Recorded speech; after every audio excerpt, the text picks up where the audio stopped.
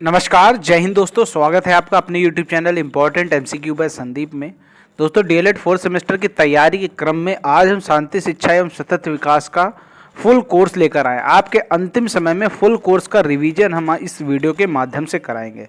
दोस्तों, ये वीडियो आप पूरा लास्ट तक देखिएगा ताकि आपको एक एक प्रश्न अच्छे से समझ में आ जाए। और दोस्तों, इससे संबंधित अगर कोई प्रश्न आपकी परीक्षा में आता है या सेम टू सेम ऐसा ही प्रश्न अगर आपकी परीक्षा में आता है तो आप उसको गलत नहीं करेंगे। तो चलिए शुरू करते हैं आज का वीडियो को शुरू करने से पहले एक निवेदन है, अगर आपने अभी तक चैनल को सब्सक्राइब नहीं किया तो चैनल को सब्सक्राइब कर लीजिए और घंटे का निशान जरूर दबा लीजिए ताकि ऐसे ही वीडियो आपको लगातार मिलते रहें। शुरू करते हैं आज का वीडियो। यहाँ पर जो पहला प्रश्न है, शांति से क्या अभिप्राय है, तो यहाँ पर लिखा हुआ है मानव शांति की समस्या अनादिकाल से चली आ रही है। शांति के अंतर्गत वह स्थायी भावना जिससे प्रेरित होकर एक व्यक्ति, समूह, समाज या देश दूसरों द्वारा अनुसारित विचारों के प्रति सहिष्णुता और भाईचारे के भाव के निरंतर प्रवाह करता है। यानी शांति से ये तात्पर्य है कि जितने भी लोग हैं इस संसार में, सभी आपस में भाईचारे के भाव से रहें। अगला जो प्रश्न है, भारतीय जीवन मूल्य पर प्रकाश डालिए।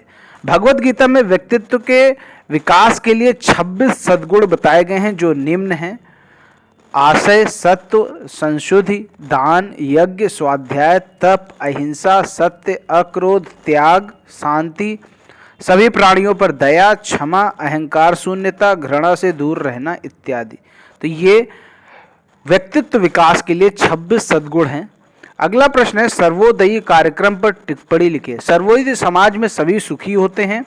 सर्वोदय का रास्ता प्रेम है और प्रेम के द्वारा ही शांति स्थापित हो सकती है। यानी सर्वोदय का मतलब है कि सभी का एक साथ विकास करना, ठीक है, या जितने भी लोग हैं वो सभी प्रेम पूर्वक रहें, ऐसे समाज सर्वोदयी समाज कहलाता है।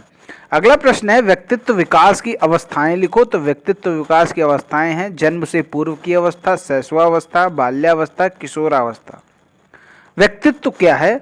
एक व्यक्ति का व्यक्तित्व वह है जिसके आधार पर हम कह सकते हैं कि किसी प्रदत्त परिस्थिति में व्यक्ति क्या करेगा या क्या निर्णय लेगा।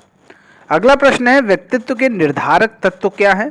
तो व्यक्तित्व के निर्धारक तत्व 3 हैं: जैविक या शारीरिक निर्धारक तत्व, मनोवैज्ञानिक निर्धारक तत्व, वातावरणीय निर्धारक तत्व। अगला प्रश्न है, स्वजागरूकता को समझाइए। स्वजागरूकता की आशय है स्वयं की जिम्मेदारी। इन जिम्मेदारियों में स्वयं के लिए, परिवार के लिए, स्वयं के कार्यों के लिए, समाज के लिए, देश के लिए, अपनी भावी उन्नति के लिए स्वजागरूकता के द्वारा ही आदर्श जीवन की प्रगति सार्थक हो सकती है। स्वजागरूकता जैसा कि शब्द से ही समझ में आ रहा है कि इसका क्या अर्थ है, मतलब स्वयं की जागरूकता, मतलब हमारी जहाँ जहाँ भी जवाबदेही या जिम्मेदारी बनती है वहाँ पर हम अपने तरफ से ईमानदारी से उस कार्य को करें। अगला प्रश्न है, सहपाठी से क्या आशय है? सहपाठी से आशय ऐसे समूह से है जिसमें 4-5 छात्र इकट्ठे रहते हों, ठीक है। अगला जो प्रश्न है, सामाजिक बोध की परिभाषा दीजिए। बैरन और वाइरने के शब्दों में सामाजिक बोध का आशय सामाजिक विश्व के बारे में उपलब्ध सूचनाओं की व्याख्या, विश्लेषण, स्मरण तथा उपयोग करने से है। अगला प्रश्न है, आक्रामकता की परिभाषा दीजिए। मायर्स ने आक्रामकता की परिभाषा दी है: आक्रामकता वह शारीरिक व मौखिक व्यवहार है जो किसी व्यक्ति को आघात पहुंचाने के उद्देश्य से किया जाता है। आक्रामकता के प्रकार बताइए। तो पहला है शारीरिक आक्रामक व्यवहार, दूसरा है मौखिक आक्रामक व्यवहार। शारीरिक मतलब अगर हम किसी के ऊपर हमला कर दे तो वो हो गया शारीरिक, और मौखिक क्या मतलब है कि अगर हम किसी को खूब जोर से डांटे या चिल्लाएं या उसको गालियां दे, कुछ भी उल्टा सीधा बोले तो वो हो गया मौखिक आक्रामक व्यवहार। सहपाठी समूह के लाभ बताइए। सहपाठी समूह मतलब जितने भी सहपाठी सब आपस में समूह बनाकर पढ़ रहे हैं। सहपाठी समूह के सदस्यों में आत्मविश्वास बढ़ता है, यह आत्मनिर्भर होना सीखते हैं, सहयोग की भावना पनपती है, इनमें हम की भावना पाई जाती है, सहपाठी समूह में इकट्ठे रहने की कला का विकास होता है। तो ये चीज क्लियर। नैतिकता के क्षेत्र में क्या है? नैतिकता के क्षेत्र क्या है? तो नैतिकता के क्षेत्र है व्यक्ति, परिवार, स्कूल और समाज। इन चारों जगह से हम नैतिकता के बारे में सीख सकते हैं। नैतिकता क्या है? नीति के अनुसार व्यवहार करना नैतिकता है। नैतिक शिक्षा किसे कहते हैं? बालक का सामाजिक विकास करने वाली व्यक्तित्व का संतुलन तथा सर्वांगीण विकास और उसका दृष्टिकोण उदार बनाने वाली शिक्षा को नैतिक शिक्षा कहते हैं। नैतिक शिक्षा के कोई दो उद्देश्य लिखिए। तो पहला है नैतिकता का विकास करना, नैतिक शिक्षा का प्रमुख उद्देश्य है, और आध्यात्मिक विकास करना भी नैतिक शिक्षा का उद्देश्य है। समाज अनुकूल विकास क्या है? समाज अनुकूल विकास का सीधा अर्थ समाज के अनुरूप व्यक्ति के विकास से है। इस प्रक्रिया को समाजीकरण कहा जाता है। यानी समाज के अनुकूल अगर विकास हो रहा है तो वो समाज अनुकूल विकास कहलाएगा, और इसको हम समाजीकरण भी कहते हैं। उद्दीपन तथा अनुक्रिया सिद्धांत किसने दिया? तो ये वाटसन ने दिया। हिंसा से क्या अभिप्राय है? हिंसा को आमतौर पर परिवार, घर के सदस्यों, अंतरंग साथी, सहयोगी व्यक्तियों तथा समूहों पर नियंत्रण स्थापित करने के उद्देश्य से व्यवहार की एक पद्धति के रूप में समझा जाता है। ये चीज समझ गए आप। आगे देखते हैं, हिंसा के कुल कितने रूप देखने को मिलते हैं? हिंसा को कुल 9 भागों में बांटा गया है। अनुचित दबाव के अंतर्गत मनोवैज्ञानिक हिंसा का क्या क्या रूप हो सकता है? कानून का पालन न करना, कानूनी सलाह या सहायता नहीं ले सकते, घर से बाहर नहीं जा सकते, स्वास्थ्य लाभ के लिए डॉक्टर नहीं बदल सकते। तो ये एक तरीके से हो गई मनोवैज्ञानिक हिंसा। अगला प्रश्न है, विवादों के बाद समझौते की प्रक्रिया के मूलभूत चरणों का उल्लेख कीजिए। कोई विवाद हो गया, उसके बाद समझौता कराना कि तो उसके मूलभूत चरण कितने हैं? वातावरण को प्रेरक एवं भयमुक्त बनाना, आत्मविश्वास तथा भरोसा जागृत करना, यथार्थ को स्वीकार करना, न्याय की स्थापना करना। अगला प्रश्न है, गांधी जी के अनुसार शांति स्थापित करने का प्रमुख साधन क्या है? तो गांधी जी ने शांति की स्थापना करने हेतु शिक्षा को प्रमुख आधार बताया है। गांधी जी के अनुसार वे कौन से तत्व हैं जो शांति स्थापना हेतु महत्वपूर्ण हैं? तो गांधी जी ने शांति स्थापना के लिए कौन कौन से तत्व बताए हैं? सत्य, अहिंसा, संयमित आचरण, क्षमाशीलता, प्रेम, संतोष और सत्याग्रह। ये 7 आचरण बताए हैं गांधी जी ने शांति स्थापना के लिए। आंतरिक शांति क्या है? आंतरिक शांति व्यक्ति के मन की वह अवस्था है जिसमें व्यक्ति का आत्म विकास होता है। आंतरिक शांति की स्थिति में व्यक्ति आदर्शवादी बनता है। ध्यान किसे कहते हैं? चेतना का केंद्रीयकरण ही ध्यान कहलाता है। ध्यान एवं रुचि एक ही सिक्के के 2 पहलू होते हैं। ठीक है। अगला है, अष्टांग के प्रथम 2 चरण यम और नियम किस अभ्यास से संबंधित हैं? तो ये आचार संबंधी अभ्यास से संबंधित हैं। अष्टांग के 2 चरण आसन और प्राणायाम किस अभ्यास से संबंधित है? तो ये भौतिक रूप से योगाभ्यास से संबंधित है। अगला जो यहाँ पर प्रश्न है आपके सामने, प्रश्न संख्या 29 है, अष्टांग योग का कौन सा चरण इंद्रिय निग्रह का उपाय बताता है? तो वो है प्रत्याहार। याद रहेगा, अष्टांग योग का प्रत्याहार चरण इंद्रिय निग्रह का उपाय बताता है। आसन किसे कहते हैं? पतंजलि के अनुसार स्थिर सुलभ आसन, अर्थात जिस मुद्रा में शरीर सुखपूर्वक स्थिर रह सके वही आसन कहलाता है। यानी जिस भी कंडीशन में हम रिलैक्स फील करें वो आसन कहलाता है। आसन कितने प्रकार का होता है? 3 प्रकार का होता है। ध्यानात्मक आसन, विश्रांति कर आसन, संवर्धनात्मक आसन। ये 3 तरह के आसन हैं। धारणा किसे कहते हैं? चित्त को एक विषय वस्तु पर स्थित करने की प्रक्रिया को धारणा कहते हैं। यानी अपने चित्त को किसी भी एक जगह, किसी एक विषय वस्तु पर स्थित कर लिया तो ये आपकी प्रक्रिया जो होगी वो धारणा कहलाएगी। योग दर्शन के जनक कौन है? वो है पतंजलि। ठीक है, जिसे आप जानते हैं पतंजलि के जो मालिक हैं बाबा रामदेव, और बाबा रामदेव क्या कराते हैं? योग कराते हैं। तो योग दर्शन के जनक कौन हो गए? पतंजलि। योग क्या है? योग वह क्रिया है जिसमें व्यक्ति को शारीरिक तथा मानसिक शांति की प्राप्ति होती है। चित्त को एकाग्र करने का योग सबसे महत्वपूर्ण साधन है। अष्टांग योग का संबंध किससे है? तो अष्टांग योग का संबंध पतंजलि, योग की बात आई जो पतंजलि ही होंगे। शांति मूल्य किसे कहते हैं? शांति मूल्य के अंतर्गत विश्व बंधुत्व एवं मानव हित सर्वोपरि होता है। मानवीय कल्याण ही शांति मूल्यों का सर्वोच्च उद्देश्य होता है। तो ये चीज आप समझ गए। अगला प्रश्न है, लोकतंत्र क्या है? अब्राहम लिंकन के अनुसार लोकतंत्र शासन का वह रूप है जिसमें जनता का जनता के द्वारा और जनता के लिए शासन हो। समझ गए? जैसे अपने हिंदुस्तान में, अपने इंडिया में लोकतंत्र है। यहाँ पर क्या होता है, जनता के बीच से ही कोई नेता खड़ा होता है, उसको जनता ही चुनती है, और वहाँ पर जो शासन होता है वो भी जनता के लिए ही लगाया जाता है। ठीक है, तो ये चीज समझ गए। सतत विकास क्या है? सतत विकास को पोषणीय विकास भी कहा जाता है। मानव का संतुलित एवं स्थिर विकास जिसका संबंध प्राकृतिक संसाधनों के प्रत्येक पक्ष से है, सतत विकास कहलाता है। सतत विकास की आवश्यकताएं बताइए। सतत विकास की आवश्यकता निम्नलिखित है। पर्यावरणीय संसाधनों का सर्वोत्तम उपयोग, संतुलित विकास, मानवीय मूल्यों का विकास, पर्यावरणीय मूल्यों का विकास, वैश्विक पर्यावरणीय नीति का निर्माण। अगला है प्राणायाम किसे कहते हैं। प्राणायाम से क्या अभिप्राय है, लिखिए। प्राणायाम शब्द दो शब्दों से मिलकर बना है, प्राण और आयाम। यहाँ प्राण का अर्थ है श्वास और आयाम का अर्थ है लंबाई यानी विस्तार। इस प्रकार प्राणायाम का अर्थ हो गया श्वासों का विस्तार एवं नियंत्रण।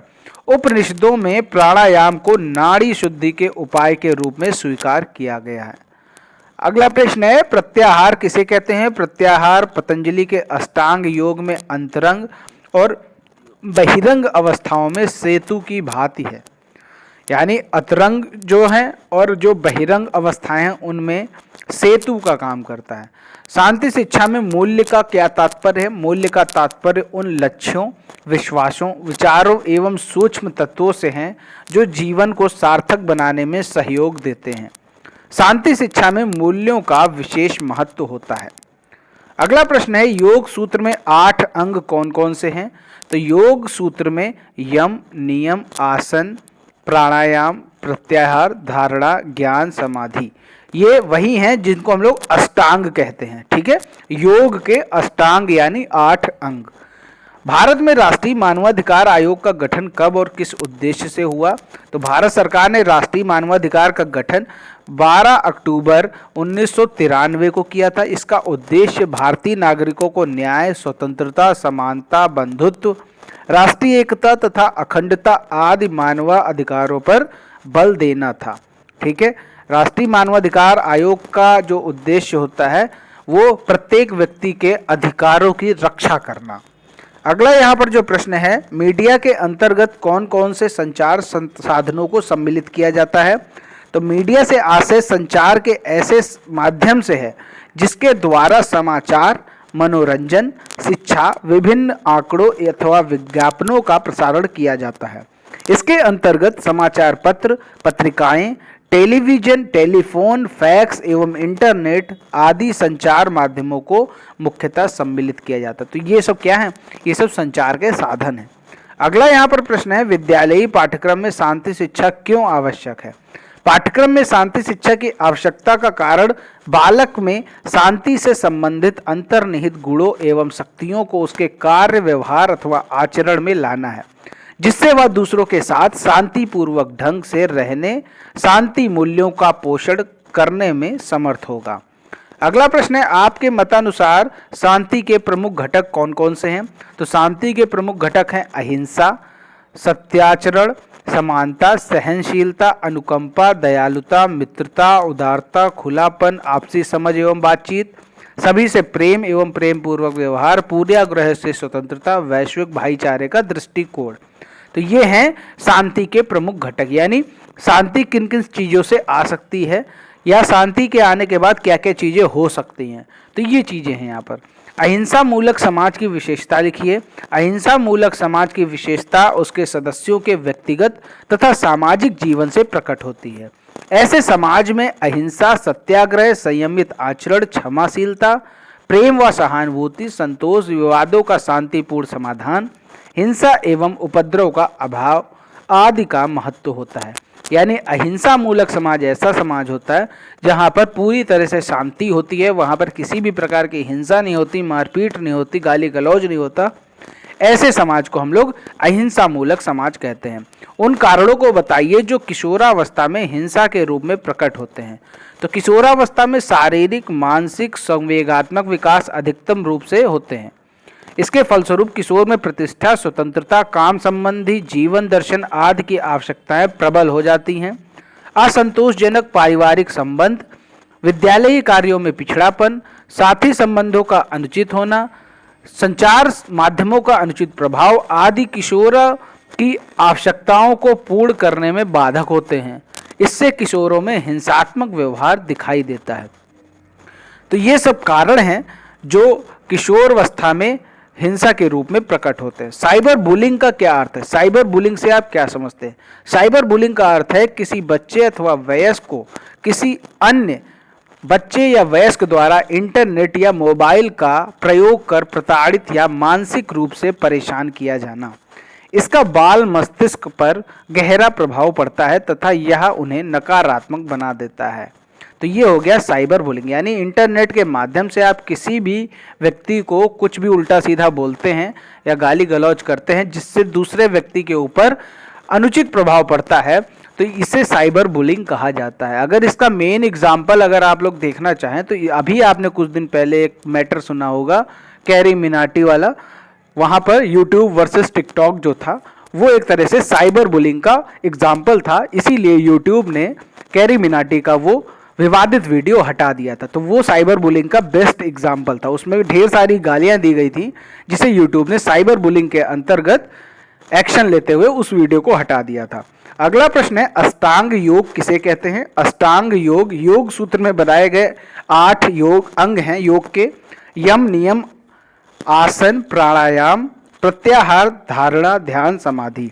इनमें से जो प्रथम 5 हैं उन्हें हम लोग कहते हैं बहिरंग, और जो अंतिम के 3 हैं उन्हें हम कहते हैं अतरंग यानी आंतरिक साधन। तो ये चीज क्लियर हो गई।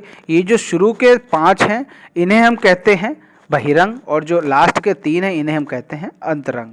अगला प्रश्न है अवांछित व्यवहार में सुधार हेतु शिक्षक द्वारा अपनाई जाने वाली सकारात्मक रणनीतियां कौन सी हैं? तो कौन कौन सी रणनीतियां हैं जिससे क्या होता है, जो बालक के अवांछित व्यवहार में सुधार लाया जा सकता है?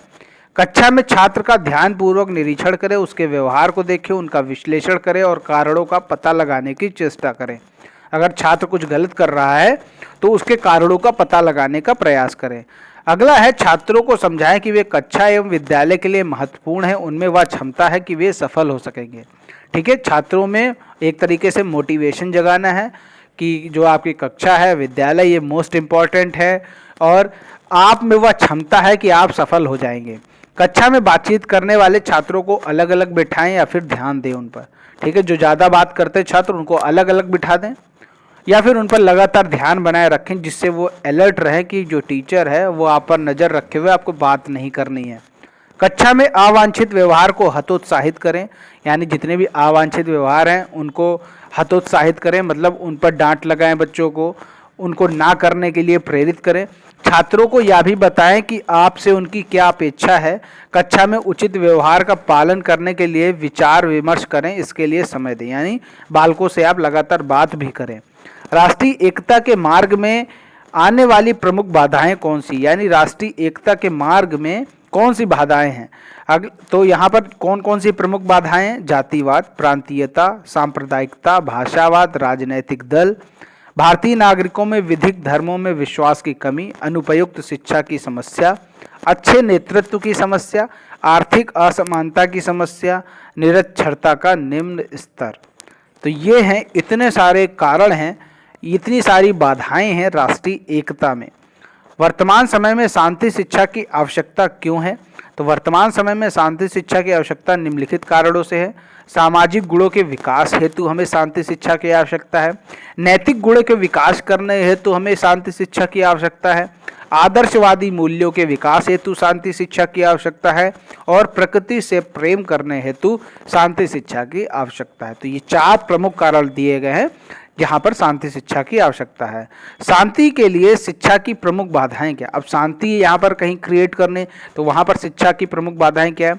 आतंकवाद, जातिवाद, भाषावाद, धार्मिक संकीर्णता, ये सब प्रमुख बाधाएं हैं शांति के लिए शिक्षा की। अगला है व्यक्तित्व किसे कहते हैं?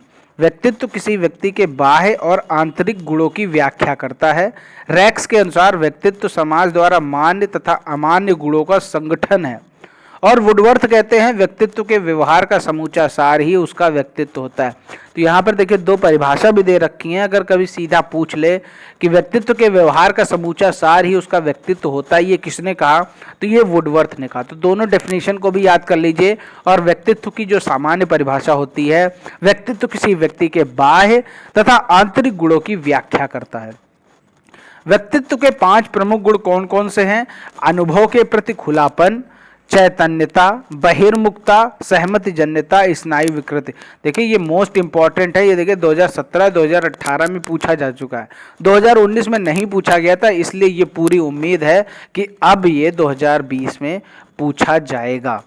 अगला प्रश्न है, चैतन्यता से आप क्या समझते हैं? चैतन्यता व्यक्तित्व का प्रमुख गुण है, इसके आधार पर ही व्यक्ति अपने कार्य एवं व्यवहार को प्रदर्शित करता है। तो ये आपका हो गया चैतन्यता। चित्त प्रवृत्ति की अवधारणा स्पष्ट कीजिए। चित्त प्रवृत्ति से क्या आशय है? चित्त प्रवृत्ति व्यक्ति के व्यक्तित्व से संबंधित स्वभाव होता है। अधिकांशतः यह कहा जाता है कि उस व्यक्ति का स्वभाव अच्छा है, उस व्यक्ति का स्वभाव अच्छा नहीं है। चित्त प्रवृत्ति के द्वारा व्यक्ति के व्यक्तित्व का निर्धारण समाज द्वारा किया जाता है। थॉमस एवं हर्बर्ट ब्रिज के द्वारा चित्त प्रवृत्ति संबंधी 9 विशेषताओं को बताया गया है। तो यहाँ पर चित्त प्रवृत्ति संबंधी 9 विशेषताएं भी देख लीजिए। क्रियाकलाप, नियमितता, सांकेतिक क्रिया, अनुकूलन, प्रबलता, मनोदशा, ध्यान संबंधी योग्यता, ध्यान अवधि और संवेदनशीलता। तो यहाँ पर ये चित्त प्रवृत्ति संबंधित 9 विशेषताएं हैं। व्यक्तित्व के मुख्यतः कितने स्वरूप माने गए हैं? तो व्यक्तित्व के स्वरूप मुख्यतः अंतर्मुखी, बहिर्मुखी और उभयमुखी। ठीक है, ये व्यक्तित्व के स्वरूप हैं। क्रेस्मर के अनुसार व्यक्तित्व कितने प्रकार का होता है? तो व्यक्तित्व क्रेस्मर के अनुसार 4 प्रकार का होता है, पिकनिक, एस्थेनिक, एथलेटिक और डिस्प्लास्टिक। अगला है, शेल्डन ने व्यक्तित्व को कितने भागों में विभाजित किया है? 3 भागों में विभाजित किया, एंडोमार्फिक, मेसोमार्फिक और एक्टोमार्फिक। न्यूमैन और स्टर्न ने व्यक्तित्व को कितने भागों में विभाजित किया है? विश्लेषणात्मक और संश्लेषणात्मक। अगला है, आदत किसे कहते हैं? आदत एक अर्जित व्यवहार है जो स्वतः होता है। प्रत्येक व्यक्ति में यह नैसर्गिक गुण पाया जाता है। जेम्स के अनुसार आदत दूसरा परिवर्तन है जो व्यवहार परिवर्तन से आता है।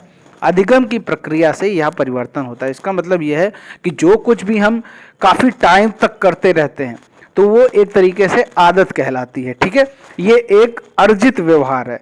ठीक है, आगे देखते हैं, शांति शिक्षा क्या है? वह शिक्षा जो समाज में शांतिमय वातावरण का सृजन करती है शांति शिक्षा कहलाती है। शांति शिक्षा से प्रभावित व्यक्ति आदर्शवादी, सदाचारी तथा प्रकृति प्रेम वाला होता है। यानी जो भी शांति शिक्षा से प्रभावित होता है वह व्यक्ति बहुत अच्छा होता है, एक तरीके से कह सकते हैं।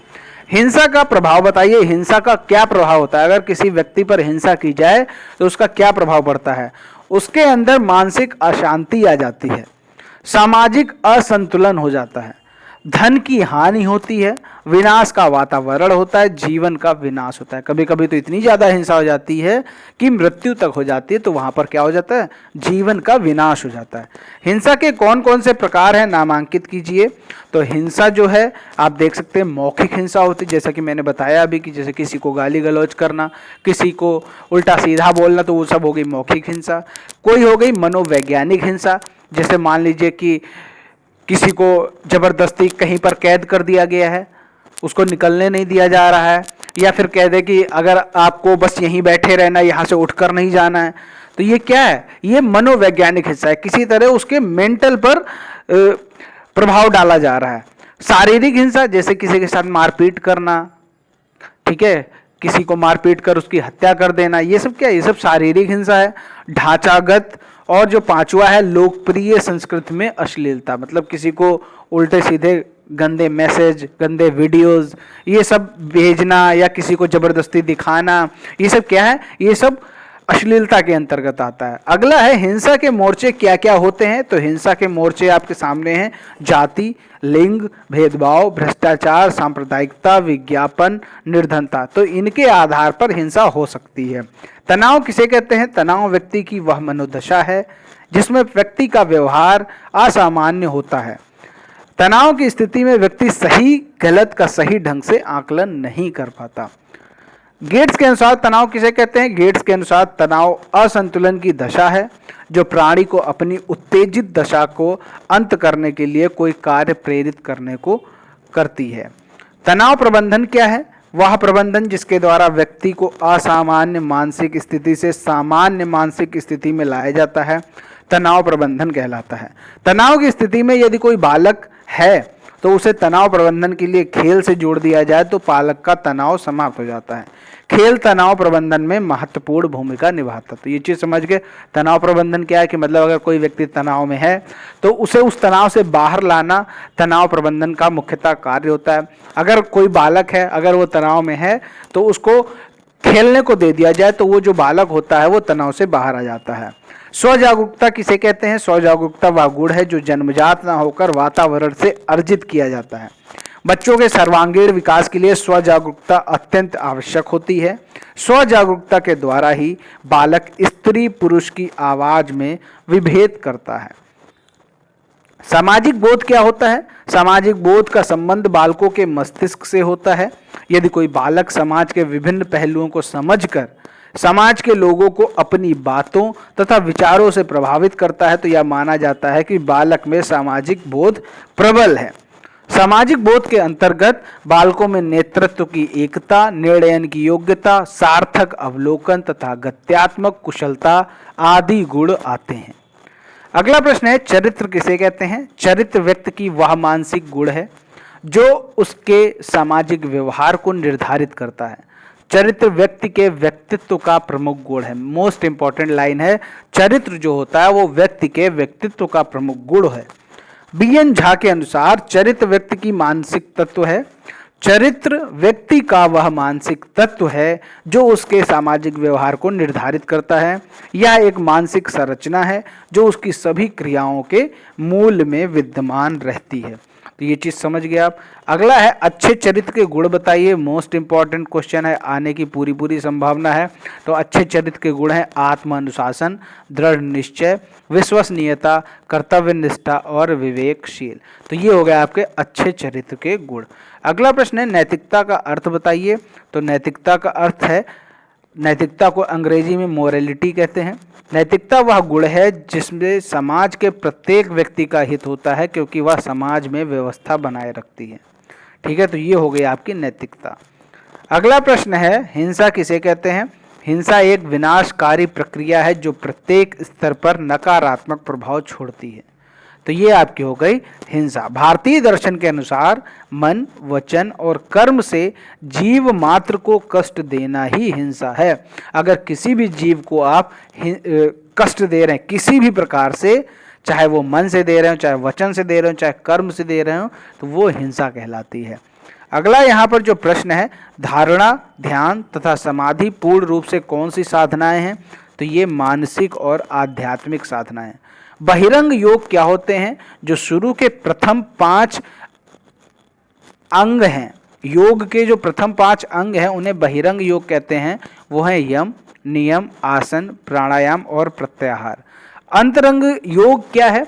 जो आपके अष्टांग थे, अष्टांग में जो लास्ट के 3 थे, धारणा, ध्यान और समाधि, इन्हें अंतरंग योग कहते हैं। यम क्या है? जो अष्टांग योग का पहला चरण है वो यम क्या है? यम का अर्थ है नैतिक शिष्टाचार। चित्त को स्थिर रखने का प्रमुख मार्ग यम है। समझ गए?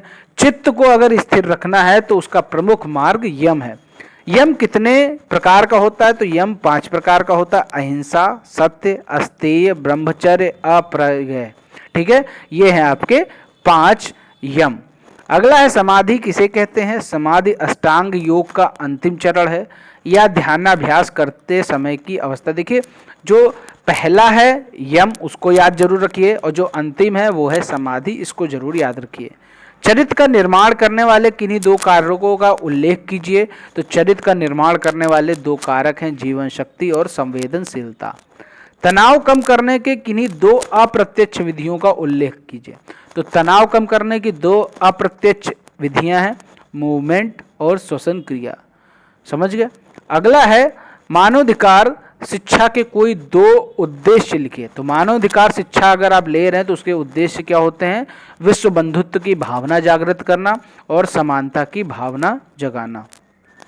प्रभावी शांति निर्माता हेतु विद्यार्थियों में कौन कौन से वैयक्तिक कौशल विकसित किए जाने चाहिए? तो प्रभावी शांति निर्माता बनाने हेतु विद्यार्थियों में खुलापन, बहिर्मुखता, कर्तव्यनिष्ठा, सहमत आदि वैयक्तिक कौशल विकसित किए जाने चाहिए। आज का जो लास्ट क्वेश्चन है, एसडीजी का पूरा नाम लिखिए। तो एसडीजी का पूरा नाम है संधारणीय विकास शिक्षा। तो तो ये दोस्तों आपके शांति, शिक्षा एवं सतत विकास से संबंधित कुल मिलाकर 88 प्रश्न थे।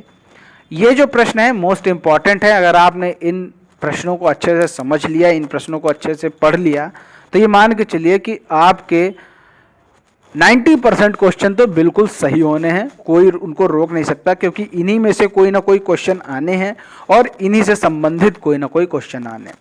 तो अगर आपने वीडियो पूरा देखा तो मान के चलिए 90% क्वेश्चन तो आपके 100% सही हो जाने।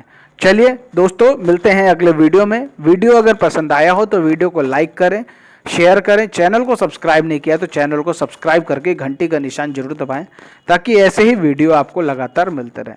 मिलते हैं अगले वीडियो में, तब तक के लिए जय हिंद, जय भारत।